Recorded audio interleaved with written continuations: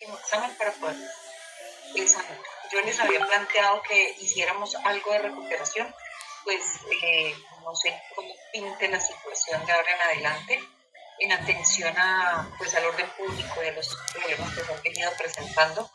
Si logramos vernos, pues obviamente la intención será que ustedes puedan recuperar esa nota, así que considero que hoy avancemos lo que más podamos y la próxima clase les entrego los exámenes. Creo que todavía alcanzo, ¿no?, para subir las notas. La idea es entregarle los exámenes, pero antes de entregarle los exámenes, pues mi intención es hacer una actividad o un examen, un quiz que les permita recuperar esa nota. ¿Listo? Eh, creería, creería que lo hacemos dentro de 8 días. Damos primero clase y al final, o bueno, sí, pensaría que primero damos clase, después hacemos el quiz. Pues no sé, yo entregaría el examen y les preguntaría a los que no perdieron la materia, o no perdieron el examen, perdón, si tienen la intención de presentar. Eso es decisión de ustedes. Las notas no fueron buenas. Hubo 2 personas que sacaron notas altas, no hubo ningún 5 realmente. Eh, pero, pero que pues la intención, vuelvo y les digo, es que ustedes puedan recuperar esa nota. ¿Listo, muchachos? Bueno, vamos a continuar. Aquí hablamos de los litisconsorcios. Recuerda, a ver, yo les hago como un recuento de lo que vimos. Empezamos a ver para este corte desde el derecho de acción, ¿sí? O sea, proceso, actos y sujetos procesales son los temas que vamos a ver. En este último corte alcanzamos a ver el derecho de acción, el proceso judicial, las clases de procesos que hay. Aquí en las diapositivas también está muy explicado, todo bien organizado para que ustedes puedan defenderse y estudiar allí. El derecho de contradicción y empezamos a ver sujetos procesales. Vimos el juez, vamos en las partes. Las partes es un tema extenso, ¿sí? Alcanzamos a ver quiénes son partes dentro del proceso y que a ustedes les quede muy claro, demandante y demandado. Quienes tienen capacidad para ser parte en un proceso son los que aparecen en el artículo 53 del Código General del Proceso. Quienes tienen capacidad procesal, recuerden que les expresé que solamente las personas que pueden acudir por sí mismas a un proceso, o sea, que no puede ni una persona jurídica, ni los menores de edad, ni las personas que tienen discapacidad, pero cuentan con apoyo judicial para estos efectos, no pueden asistir por sí solas en un proceso. Entonces, solamente tienen capacidad para ser parte, más no tienen capacidad procesal. Empezamos a ver dentro de las partes los litisconsorcios, que es una partecita de las partes. Y vimos el litisconsorcio facultativo voluntario, el necesario o obligatorio y el cuasi necesario. Aquí está la definición. Hablamos de que este tipo de litisconsorcio se presenta cuando varios individuos, hablamos del facultativo, pudiendo demandar cada una de manera independiente, deciden demandar voluntariamente, unirse como partes para presentar un proceso judicial con el fin de ahorrar tiempo y recursos. Recuerden que hablábamos de la economía procesal. Colocamos ejemplos que normalmente el litisconsorcio facultativo se presenta casi siempre en procesos de responsabilidad civil extracontractual. Ustedes pues ya lo vimos que es un proceso y que alcanzamos a ver el tema de la competencia con ejemplos para aplicar el fuero instrumental del territorio. ¿Listo? Hablamos de los efectos de cada uno de los litisconsorcios. Señalamos que el litisconsorcio necesario u obligatorio se presenta cuando para adelantar un proceso judicial válidamente es obligatorio vincular a varias personas para que todas ellas puedan ejercer el derecho de acción o de contradicción.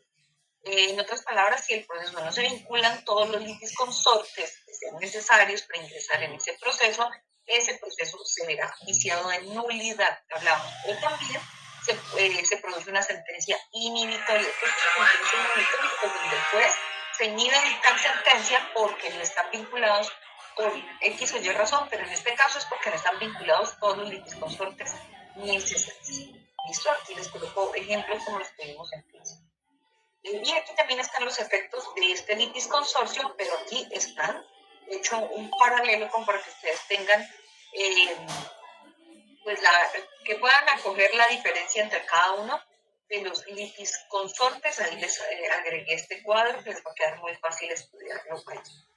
Y por último vimos el litis consorcio cuasi necesario, este está en el artículo 62, y les hablé de las obligaciones solidarias, que es donde se presenta esta clase de litis consorcio, hablándoles de la figura del codeudor. Recuerden, ¿quién es codeudor?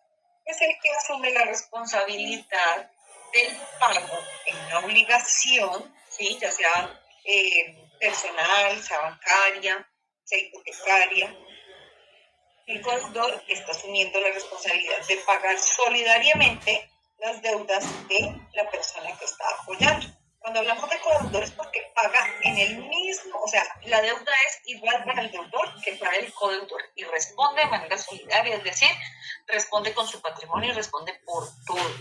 Y ahí es donde se da el litis consorcio cuasi necesario. Les colocaba un ejemplo, ahí está A, le presta 10 millones a B, C, X, Y y D. Son codeudores quienes se comprometen a pagar de manera solidaria. Dicho valor es de acuerdo a esta responsabilidad. A puede demandar a uno solo de los deudores si lo desea, o podrá demandarlos a todos simultáneamente, porque tiene esa posibilidad. No es lo mismo que pasa en el litis consorcio necesario, que hay que demandarlos a todos de manera obligatoria para que no generen nulidad. Aquí no, como son solidarios, todos responden por el mismo monto, entonces puede demandar a uno o a varios. ¿Listo? De manera simultánea. Si la demanda únicamente a B, los resultados positivos o negativos de ese proceso afectan también a C y a D, así ellos no hayan acudido al proceso judicial a ejercer su derecho de contradicción. Porque esa es la situación con el tema del litis consorcio necesario, específicamente con el tema del codeudor. Vamos a ver otras partes. Otras partes son intervención excluyente, que está en el artículo 63, llamamiento en garantía, 64, llamamiento del poseedor o del tenedor, y la sucesión procesal. Estas figuras jurídicas también son de partes. Recuerden, todavía estamos en las partes. Entonces vamos a ver la intervención excluyente, o con el Código Procesal Civil se llamaba ad excludendum. Y les voy a colocar.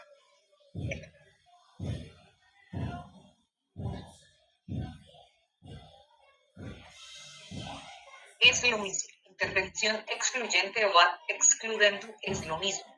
Está en el artículo 63 del Código General del Proceso, y esta figura jurídica de partes se da cuando una parte, la cual no tiene ningún vínculo jurídico con alguna de las partes del proceso, considera que tiene un derecho más importante o valedero que el que están disputando las dos partes en el proceso. A ver, entonces, por ejemplo, está A, está B, ¿sí? A está demandando a B, ¿sí?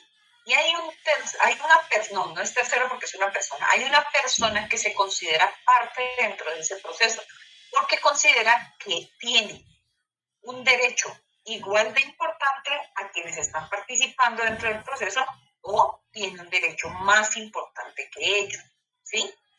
En este caso, esta persona que busca ingresar a ese proceso, lo que busca es excluir a quienes están allí o preservar así su derecho. Entonces vamos a poner el ejemplo. Carlos fallece. Carlos es el causante. Carlos fallece y sus herederos son Hermes, José y Carolina, que son sus sobrinos, y van a repartir una sucesión de 600 millones de pesos, pero no incluyeron a estas dos personas, a Elena y a Federico. ¿Listo? Entonces, Elena es una sobrina y Federico es un hijo. ¿Listo? Entonces, miren, ¿qué hace Elena?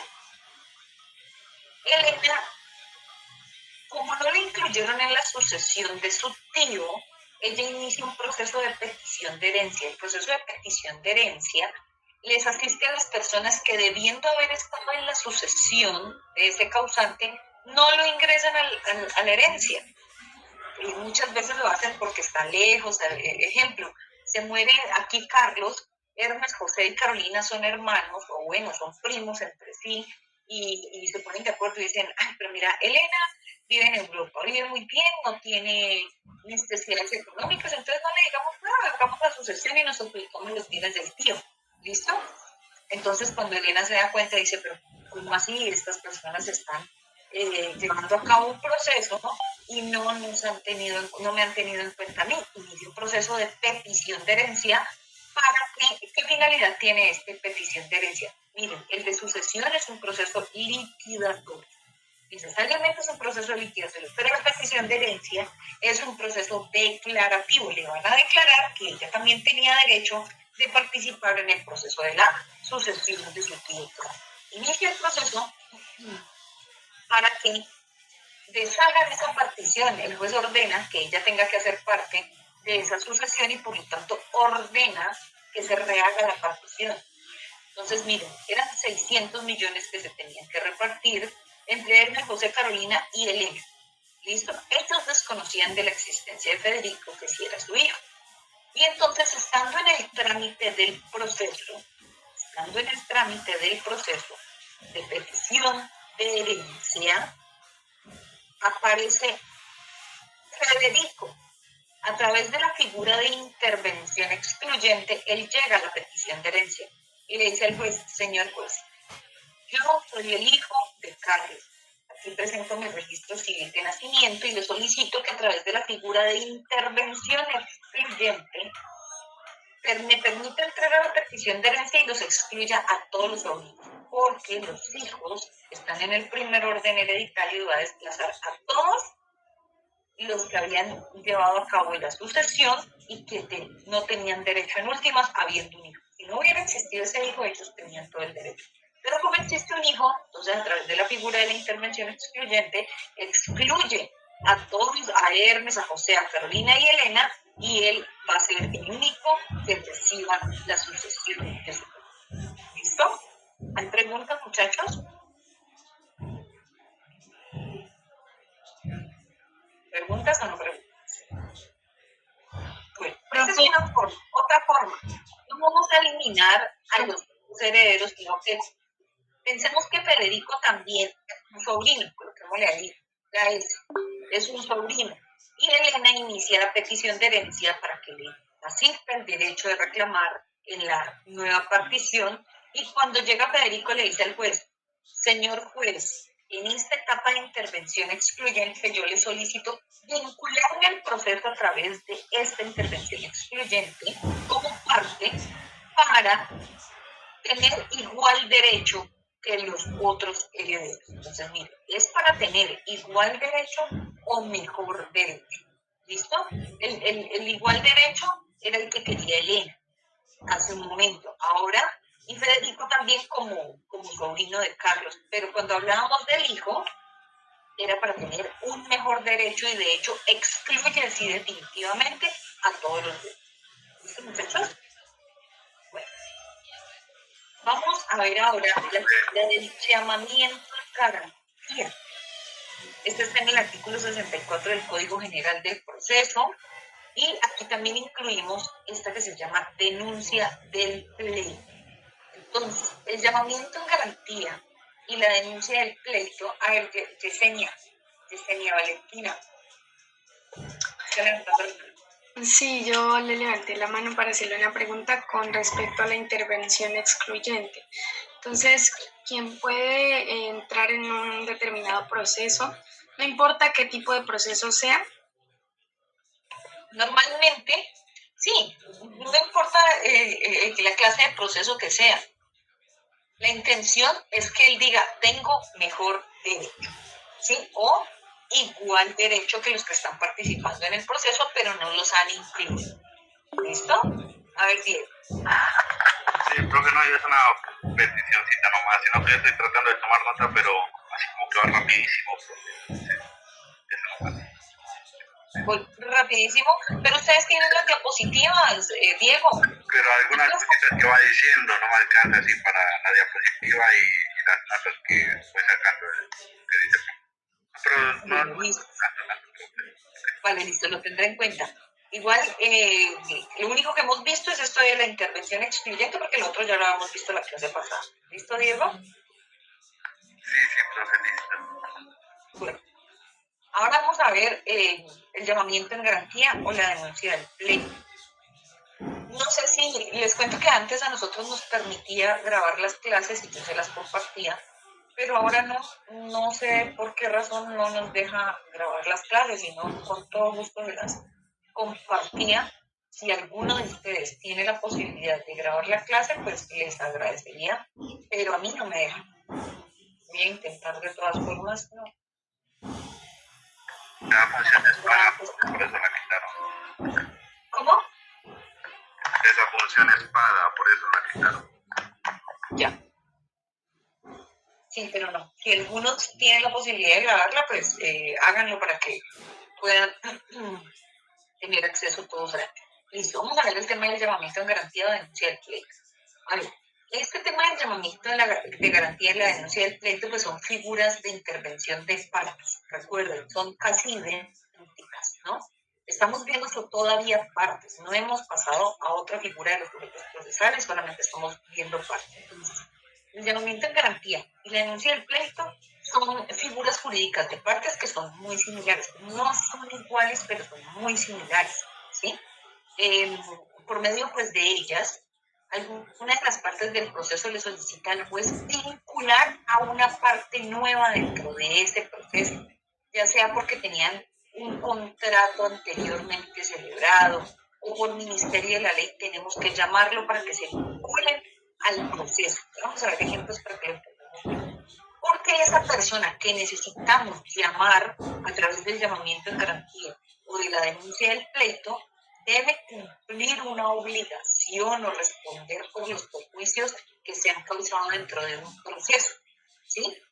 Entonces, ¿qué es lo que hace esta parte? Le dice, cualquiera de las partes, le dice el juez, señor juez, si bien es cierto, aquí en este proceso estamos vinculados A y B, pues yo requiero que usted ingrese al proceso a través de la figura del llamamiento de garantía o de la denuncia del pleito, ingrese a una persona, a una parte que va a responder por los perjuicios en caso de que usted me condene. Entonces, aquí les coloco un ejemplo. Aquí es dueño de un vehículo particular. Él sale a pasear con sus amigos y familiares. Sufren un accidente de tránsito y las personas que han sido víctimas de este accidente de tránsito demandan por. Entonces, coloquemos aquí, bueno, si son 5 pasajeros en el accidente de tránsito que pierden la vida, entonces las víctimas, por así decirlo, de estos fallecimientos, pues van a demandar a Jorge porque sus familiares perdieron la vida y eran quienes respondían económicamente. Bueno, por X o Y razón, Jorge debe responder porque fue el causante del accidente, que él no avisó que estaba trasnochado y se fue manejando ese carro y en un momento un microsueño se estrelló y se mataron los 5 pasajeros que él llevó. ¿Listo? Entonces, todas estas personas demandan. Bueno, aquí les coloqué 5 pasajeros pierden la vida, 5 pasajeros tienen lesiones graves y 10 personas demandan la responsabilidad civil extracontractual versus Jorge. ¿Qué pasa? Cuando están demandados, Jorge le dice al juez, señor juez, yo me voy a defender en este proceso porque voy a lograr comprobar que yo no causé el accidente. ¿Listo? Él tendrá sus defensas y por lo tanto voy a solicitar que no me condenen a mí a pagar todos los perjuicios que se causaron con ese accidente de tránsito, aunque yo les comentaba hace unos días que conducir un vehículo automotor, sea carro, sea moto, sea tractomula, sea cualquier vehículo que tenga motor, así se llaman los vehículos automotores, son los que tienen motores, ¿sí? Pues están ejerciendo una actividad peligrosa y al ejercer una actividad peligrosa eso genera un riesgo. Y el riesgo, pues hay que pagarlo en caso de que se presente algún siniestro. Entonces, ¿qué pasa? Jorge sí o sí, pues vamos a poner a responder porque el vehículo era de él, el accidente se cometió por su causa o bueno, porque iba conduciendo ese vehículo y entonces no le mandan. 10 personas demandan a Jorge. Jorge está en el proceso le dice al juez, señor juez, yo requiero se vincule a través del llamamiento en garantía como parte a la empresa suramericana, que es la aseguradora en accidentes de tránsito, porque yo estoy pagando una póliza de responsabilidad civil extracontractual. Entonces, yo requiero que usted, a través de esa figura de llamamiento en garantía, lo vincule al proceso para que responda por los perjuicios que se causan. ¿Sí? Entonces, cada que haya alguien que yo necesito que se vincule al proceso judicial, lo hago a través de la figura de llamamiento en garantía para que, y en este caso, pues tú eres una garantía. Las pólizas de responsabilidad civil son una garantía. ¿Por qué? Porque no sé si han escuchado a las personas les ofrecen, vea, usted tiene su vehículo, y en algún momento puede llegar a causar un siniestro, un accidente. Entonces, tenga asegurado su carro, que llega a pasar algo. De hecho, las pólizas, los que venden pólizas de seguro le dicen a uno, mire, si hay un siniestro, nosotros pagamos hasta 4.000 millones de pesos en caso de que haya que pagar. ¿Sí? Segundo, si se genera una responsabilidad penal, le damos el abogado para que lo defienda penalmente en ese proceso. Y les conviene porque si él es condenado penalmente, pues obviamente tiene que pagar. Si no es condenado, pues no va a pagar. ¿Sí? Entonces, esta es una forma de llamar a alguien que va a responder por los perjuicios que se están causando con ese accidente de tránsito y se hace a través de la figura del llamamiento en garantía. Así también, y en ese mismo artículo está la denuncia del pleito. La denuncia del pleito es una figura muy parecida, pero se presenta única y exclusivamente en los casos, o bueno, en los contratos, por así decirlo,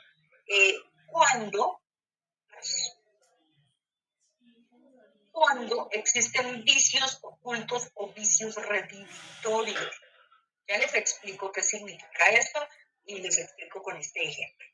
Bueno, normalmente la denuncia del pleito lo que busca es llamar a alguien también para que responda por perjuicios sufridos cuando normalmente esto se da en cuestiones de inmuebles. Entonces, ¿qué pasa? Los vicios ocultos o vicios redimitorios se dan en ventas de inmuebles.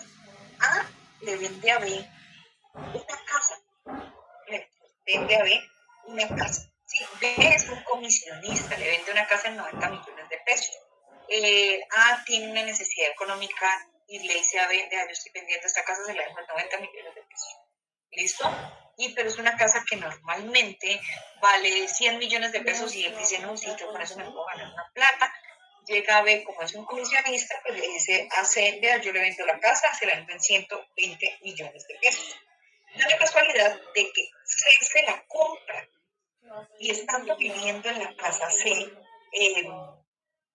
una fuerte lluvia tumbó el techo y da la casualidad de que no sabían que en el techo había unos nidos de murciélagos, de ratas, y tenía podrido el techo. Entonces, al momento de caer el fuerte aguacero, el techo se derrumbó, se cayó y se dañó. ¿Listo? Entonces, ¿qué hace C?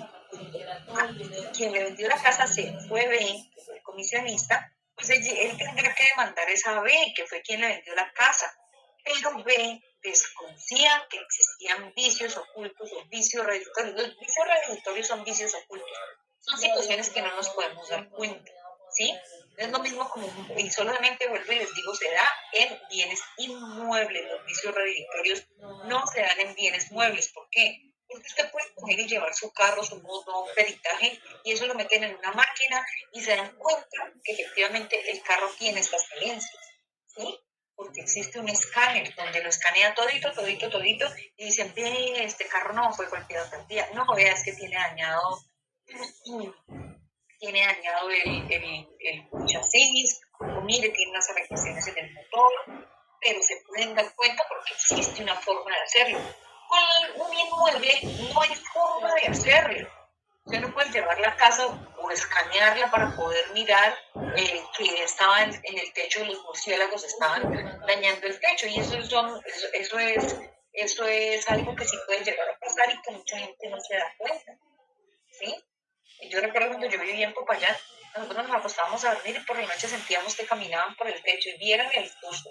Y entonces mi mamá nos decía, no, pues deben ser ratones o deben ser animalitos que se meten por allí, pero no pasa nada. Efectivamente, eso era lo que pasaba. Que se metían murciélagos y por las noches empezaban a caminar, los empezaban a mover y se carcomían el cielo raso.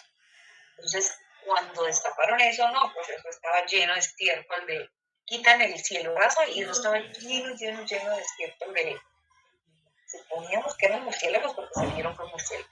Entonces, es la misma situación. Entonces, cuando usted demanda a B para que le pague los perjuicios que le causó con esa venta, ve que le dice al juez, señor juez, yo denuncio el pleito porque esta casa me la vendió el señor A. Entonces le solicito que usted lo vincule se causaron por esta venta que yo le hice al señor C.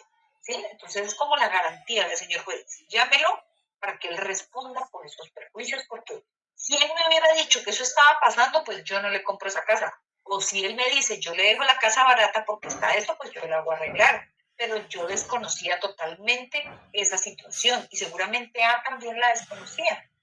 La vendió, puede ser que la desconocía como puede ser que no, pero la vendió y quedó tranquilo. Y ahora salen esas situaciones que lo están afectando a quien vendió la casa por segunda vez, o bueno, quien vendió la casa a este tercero o a esta persona que decide demandar por los daños causados. Entonces, a través de la denuncia del pleito, vinculamos a, que era el propietario inicial, y le decimos, ven, que responda, porque la denuncia del pleito es una figura jurídica que me permite vincularlo a este proceso para que usted responda por los daños causados.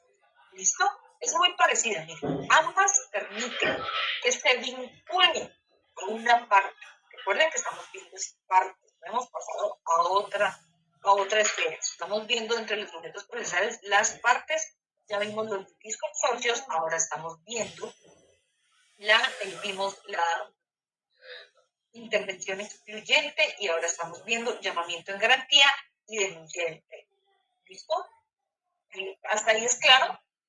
Diego, ¿puedo copiar? Sí, profe, al pie de la letra. Ah, bueno, eso está bien. Otra figura jurídica de partes es el llamamiento del poseedor o del tenedor. Normalmente, y eso hace mucho tiempo, en los procesos reivindicatorios, recuerden que es un proceso reivindicatorio. Un proceso reivindicatorio normalmente se da cuando ingresa a mi predio un poseedor que no quiere irse. Entonces yo tengo que decirle al juez, señor juez, en mi predio hay un poseedor y no se quiere ir. ¿Sí? Yo ya le he pedido el inmueble, vea, usted está aquí, este es mi inmueble, necesito que salga. Y entonces el propietario le está pidiendo que le entregue su inmueble y este no quiere irse. Entonces iniciamos un proceso reivindicatorio para que ese poseedor salga del inmueble. Entonces, hace años en esos procesos reivindicatorios se presentaban situaciones como esta. El propietario, quien actuaba como demandante, presentaba una demanda contra este individuo porque él lo consideraba poseedor de esa propiedad. Sin embargo, este individuo en realidad pues no era un poseedor, sino que era un simple tenedor de ese inmueble. Entonces, ¿qué pasa? ¿Qué hacía este es el inmueble? El titular es Emi. Emi piensa que B es el poseedor. ¿Por qué? Porque A le arrendó a B. ¿Sí? ¿Por qué me lo sé? C arrendó a B el inmueble. Entonces, cuando llega Emi a demandar a B, B aparece como un poseedor y B se queda callado. Él no señala. Recuerden, las figuras, eso tienen que haberlo visto con Silvia, es la figura del tenedor, del poseedor, ¿cierto? Recuerden que el poseedor es quien está ejerciendo acciones de señor y dueño para en algún momento llegar a prescribir. Ese es el poseedor. Y el tenedor sabe y reconoce el dominio ajeno. El tenedor sabe que el predio no es de él y un tenedor puede ser un arrendatario. Entonces, en este caso, C le arrienda a B, C viene siendo un poseedor y le arrienda a B y le dice, vea, yo le voy a arrendar un inmueble se lo arriendan 1.000.000 de pesos y hacemos contrato cada año, renovamos, y si no renovamos, eso se renueva automáticamente. Ah, bueno, listo. Entonces, digamos que N tuvo que salir del país porque estaba amenazado, qué sé yo, y se fue del país. Habían pasado 5 años y él dijo, no, yo voy a volver, vuelve y empieza la pelea. Y empieza a decirle a B, señor B, necesito que me entreguen el predio. Y B no le dice que es el arrendatario, no le dice que es el tenedor, y se queda ahí metido porque finge ser un poseedor. Y dice, bueno, si el señor me está queriendo sacar pensando que yo soy el poseedor, pues voy a aprovechar y utilizar esa figura que él cree que soy y posteriormente proscribir el inmueble. Entonces, él, que es el demandante, le dice al juez, señor juez, hágame un llamamiento al poseedor, perdón, le dice al juez, voy a demandar a B porque es el poseedor, porque no quiero que me vaya a prescribir. Entonces lo demanda en proceso reivindicatorio. ¿Sí? B presenta una demanda de reconvención dentro de este proceso de reivindicatorio y le dice al juez, no, yo soy un poseedor de buena fe y yo quiero prescribir este inmueble. Pensemos que ya han pasado los 10 años de la prescripción expropiativa. ¿Listo? Y estando en ese proceso aparece C. Y C llega y dice, es que el verdadero poseedor soy yo y no es B. ¿Cuál es la obligación de B? La obligación de B es decir, señor juez, yo no soy el poseedor. A mí me están demandando como poseedor, pero a mí quien me arrendó el inmueble fue C. Por lo tanto, le solicito que a través de la figura del llamamiento del poseedor lo llame a C para que él responda por este proceso reivindicatorio, porque él lo que hizo fue arrendarme el inmueble y yo pensé que él era el dueño, ¿sí? Entonces, miren la figura, para lo que sirve es para llamar. A mí me están llamando como poseedor, yo no tengo esa figura y yo lo que hago es a través de esa figura del llamamiento del poseedor o del tenedor, porque pueden haberlo demandado como tenedor a C y era un poseedor, ¿sí? O sea, sirve para estas dos figuras, para llamar a esa parte que necesitamos que responda y de acuerdo a la figura que estamos llamando. Entonces, en este caso, como N, propietario del inmueble, demanda a B, pensando que es el poseedor, B, a través de la figura del llamamiento, al poseedor le dice al juez, no, señor juez, llámelo como un verdadero poseedor al señor C, porque él es el que me arrienda. ¿Qué pasa si B finge ser el poseedor y no llama al verdadero poseedor y posteriormente se da cuenta de que no era el verdadero poseedor? Pues el mismo artículo 67 señala que a este señor hay que sancionarlo y el juez debe sancionarlo con 15 a 30 salarios mínimos legales mensuales vigentes por no haber expresado que él no era el poseedor. ¿Listo? Si suplanta su papel en el trámite, hay que sancionarlo. Lo ideal es que cuando lo llamen a él como parte de mandar, él diga, no, yo nada tengo que ver en este proceso. ¿Sí? Yo nada tengo que ver en este proceso. Señor juez, vincúlelo a través del llamamiento del poseedor, porque yo no soy poseedor. Yo soy un tenedor, yo soy un arrendatario. Y de no decir la calidad que usted dentro del proceso, pues eso le acarrea una sanción pecuniaria que es alta, sanción de 15 a 30 salarios mínimos legales mensuales. Miren que es bastante alta esa sanción, entonces lo mejor que puede hacer es decir, ¿por qué? Pues porque si ese tenedor que guarda silencio, pues es de mala fe y no cita al verdadero poseedor para que se haga parte dentro del proceso, cuando ese proceso finalice, él deberá responderle al demandante por los perjuicios que le haya causado, ¿sí? Porque su actitud es desleal y por eso se le impone una multa que va entre 15 a 30 salarios mínimos legales mensuales vigentes. ¿Listo? ¿Preguntas, muchachos? ¿Todo es clarísimo? Listo, profe. A ver, Valentina. No, profe, yo sí entendí. Hasta el momento entendí. Pensé que me iba a preguntar. Bueno, listo. Otra figura jurídica. Sucesión procesal. Esta figura jurídica también es de partes, muchachos. Seguimos con las partes. Bueno, ¿qué pasa? Esto está en el artículo 68 del Código General del Proceso y normalmente pasa cuando fallece una de las partes. En este caso, en la norma dice fallecido un litigante o declarado ausente o en interdicción. Esa palabra de interdicción pues ya tenemos que eliminarla porque la interdicción desapareció, ¿no? Entonces, fallecido un litigante, déjenme yo pongo código y les digo exactamente qué dice. Pasa de 84 Como les parece el 2019, este código ya está actualizado y si no, espérense, yo mejor lo reviso en internet. pasa de 84 a 111 y son 11.000 regulados.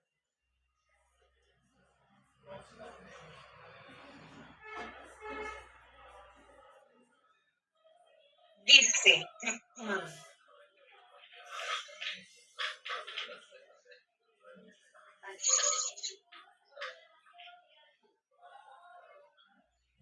ya les leo el artículo. Dice, el nuevo texto dice, fallecido un litigante o declarado ausente, el proceso continuará con el cónyuge, el albacea, con tenencia de bienes, los herederos o el correspondiente curador.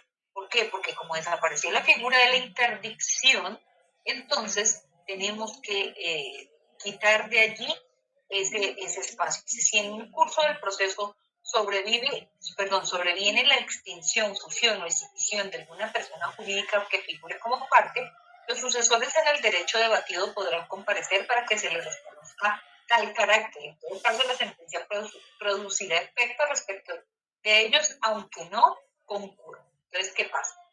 Esta figura de sucesión procesal se da cuando una de las partes fallece.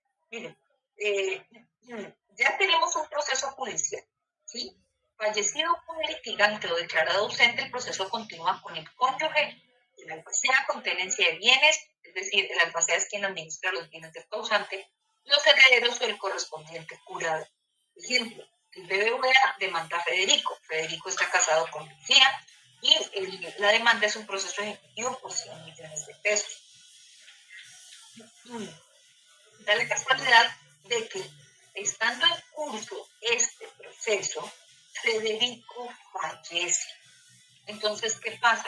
Hay que llamar a su cónyuge. ¿Quién era su cónyuge? Pues Lucía, para que ingrese a representar o a suceder el papel que tenía Federico en este trámite procesal y seguir hasta la sentencia.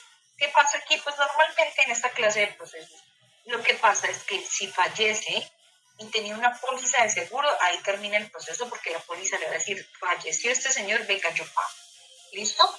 Y igual Lucía tiene que seguir hasta el final en el proceso, hasta que digan, ya, la póliza pagó y vamos a culminar este proceso. Pero si fuera una persona particular, digamos que no es el BBVA, sino que una demanda a Federico y Federico fallece dentro de este proceso ejecutivo por una letra de cambio por 100 millones de pesos, o un pagaré. Vinculamos a Lucía para que a través de la sucesión procesal, la figura de sucesión procesal, ingrese a ocupar el lugar que tenía Federico y responda por la obligación. Pero ahí tenemos que seguir las reglas de la sucesión, ¿no? Porque hay que esperar y revisar que si habían gananciales, si no habían gananciales, si esta cónyuge queda con algo para responder por esa obligación, que seguramente era una obligación de los esposos de ambos, y si hay con qué pagar, pues se paga. ¿Listo? Otra, miren, Carlos versus Fabio. Carlos está demandando a Fabio en proceso de prescripción, ¿sí? Fabio fallece y Fabio tenía esposa y tenía sus hijos, ¿listo? Y da la casualidad de que al fallecer Fabio, pues ingresa la esposa con todos los nietos, los que haya, para poder que ellos ingresen a través de la figura de la sucesión procesal y puedan representar a esta persona hasta que se lleve, hasta que se dicte la sentencia. ¿Qué pasa con eso? Que si eventualmente el juez llega a ordenar la prescripción, vamos a declarar la prescripción a favor de Federico, pues estas personas aparecen como representantes de ellos. Obviamente, supongamos que el juez diga en este proceso de prescripción, se declara la prescripción adquisitiva de dominio a favor de Fabio, pues el inmueble va a quedar a favor de Fabio, pero ellos lo representaron hasta el final. Y el hecho de haberlo representado hasta el final, pues implica que ya saben, conocen y después pueden iniciar la sucesión de ese inmueble que se adquirió por prescripción. Dime, Jonathan. Profe, qué pena. No, es que iba a preguntar si era... los demás compañeros también estaban escuchando entrecortado, pero ya vi que es mi internet. Ok, listo. Gracias, profe, qué pena. Bueno, no, tranquilo. ¿Es claro para ustedes? Entonces, miren, la sucesión procesal es una figura que permite que de faltar una de las partes, pues lo reemplaza su cónyuge, sus hijos, quien le está administrando la herencia. Estas personas entran a reemplazar. Ahí les coloqué una sentencia, la T374-2014, donde hay un caso así, donde sucede algo similar para que ustedes la puedan leer, la puedan estudiar y se dan cuenta cómo funciona este tema de la sucesión procesal. ¿Listo? ¿Tienen alguna pregunta? Con esto acabamos partes, muchachos. Es decir, de los sujetos procesales ya vimos el juez y acabamos con la sucesión procesal de ver las partes. Tenemos que seguir con otro sujeto procesal. Bueno, vamos a empezar a ver los terceros. Ellos no son partes. Recordemos, igual que nos queda muy claro que las partes solamente son demandante y demandado. Demandante y demandado. Y que las partes pueden ser varios. El demandante pueden ser varias personas, el demandado pueden ser varias personas, por eso generan los litisconsorcios. ¿Sí? Y adicionalmente, en las partes vimos la intervención excluyente, vimos el llamamiento en garantía de la denuncia del pleito, vimos el llamamiento del poseedor o el tenedor, y por último vimos la sucesión procesal. Ahora vamos a empezar a ver los terceros. Recordemos, los terceros no son partes. Entonces el tercero es toda aquella persona natural o jurídica que sin estar o sustentar la calidad de demandante o demandado sin ser parte dentro de un proceso, puede llegarse a ver afectado en su patrimonio o en su ámbito familiar por los resultados de una sentencia, y que por lo tanto tendrán la posibilidad de intervenir en el proceso con el fin primordial de que sus derechos sean protegidos. ¿Listo? Entonces vamos a ver las dos clases de terceros y así lo entendemos mejor. Entonces recordemos, los terceros no son partes, de entrada, no son partes. Terceros no son partes. Son personas que pueden ser naturales o jurídicas, que se pueden ver afectadas con la sentencia que se dicte dentro de un proceso judicial donde ellos no son partes, pero que pueden llegar a intervenir para favorecer a la parte que les convenga, ¿sí? En aras de que no se vayan a ver afectados con la sentencia. Entonces vamos a empezar a ver la coadyuvancia y el llamamiento de oficio. Vamos a ver qué es la coadyuvancia. Bueno, cuando un tercero, el cual tenga un vínculo jurídico con una de las partes, puede haberse afectado positiva o negativamente con esa sentencia, pues tiene la posibilidad de coadyuvar a la parte con la que está relacionado y así lograr que el resultado del proceso sea benéfico para sus intereses. ¿Listo? Entonces, miren, aquí está el ejemplo. Juan es el demandante que en un proceso de declaración de pertenencia o de prescripción está demandando a Pedro. ¿Sí? Juan es un poseedor y este poseedor, que es Juan, le tiene arrendado un predio a Miguel. Y le dice a Miguel, yo le arriendo este pedazo de aquí para que usted siembre, para que tenga ganado, y usted me paga mensualmente, me va a pagar por tener su ganado allí, por tener estas siembras, por todo lo demás, me va a pagar 2 millones de pesos mensuales. Ah, listo, porque para Miguel siempre Juan fue el dueño de este predio. ¿Listo? Juan decide demandar a Pedro, que es el propietario de este inmueble, para lograr la prescripción, porque él ya lleva 15 años como poseedor de este predio y con más de 10 años pues se logra la prescripción extraordinaria de dominio. ¿Listo? Entonces, Juan, siendo un poseedor, porque está ejerciendo actos de señor y dueño, pues, y está demandando y está buscando ganar el predio para poder seguirle arrendando a Miguel, y él también tiene sus cultivos, tiene sus cosas. Estando dentro del proceso, Pedro empieza a defenderse. Y dice, yo voy a demostrar que Juan no es un poseedor, porque no, él ingresó de mala fe, bueno, todo la defensa que haya querido ejercer Pedro. Entonces Miguel se da cuenta de que Juan pues está teniendo inconvenientes porque Pedro le está atacando esta demanda de declaración de pertenencia. Y Miguel ingresa al proceso a través de la figura de la coadyuvancia y le dice al juez, señor juez, yo soy un tenedor del inmueble que está queriendo prescribir Juan. Por lo tanto, yo tengo un interés en ese inmueble porque él me arrienda. ¿Y hace cuánto tiempo le viene arrendando? Yo llevo 12 años en la finca porque él me arrienda este inmueble. Mire, aquí está señalado.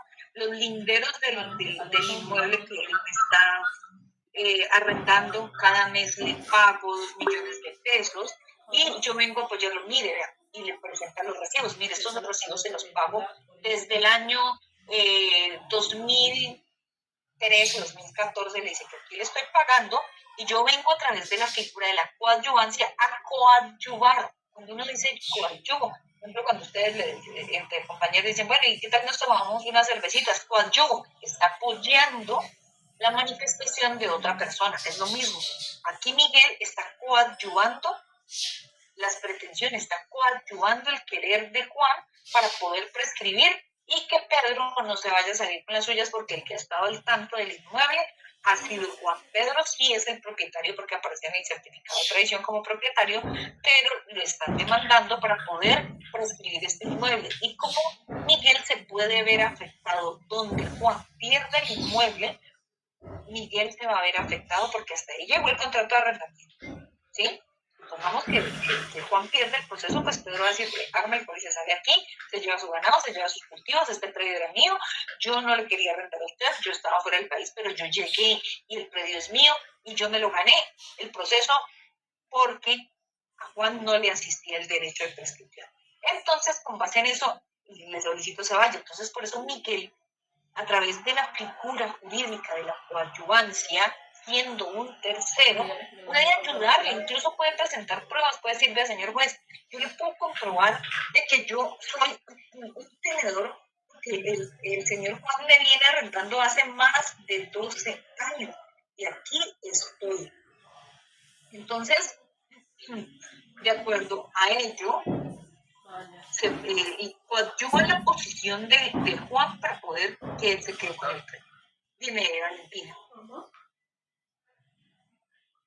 Profe, y en ese caso, ¿cómo sería la legitimación? ¿Cómo ingresa el proceso? ¿Es lo que me pregunta? O sea, quiero decir, no como la legitimación es por activa o por pasiva. O sea, como que no tiene mayor relevancia eso con el tercero. A ver, ¿qué es lo que pasa? Él no tiene legitimidad en la causa porque no es ni demandante ni demandado. La legitimidad en la causa solamente le asiste a las partes. ¿Listo? Pero por eso se crea esta figura de la coadyuvancia. Es decir, recuerde lo que le estaba diciendo hace un momento, la coadyuvancia sirve para apoyar la posición de alguna de las partes. Entonces él va a expresarle al juez, yo no soy parte, yo soy un tercero interviniente dentro del proceso que lo que busco es a través de la figura de la coadyuvancia apoyar o soportar con más fuerza la tesis de Juan para que él pueda salir triunfante en el proceso. Porque como les dije al inicio, puede ser que si Juan pierde la parte que quiero ayudar, pierde el proceso, pues yo también me voy a ver afectado. ¿Sí? Y no es que él tenga legitimación para actuar como tal en el proceso, él lo que tiene es una figura que se llama coadyuvancia para ingresar al proceso y el juez le tiene que recibir. Mire, señor juez, yo soy un tercero interviniente dentro de este proceso, no tengo interés en quedarme en el predio, yo lo que quiero es coadyuvar la posición de Juan para que él salga triunfante dentro del proceso. ¿Listo? Ahora sí, Valentina. Sí, profe. ¿Alguien tiene preguntas? Otra figura jurídica del tercero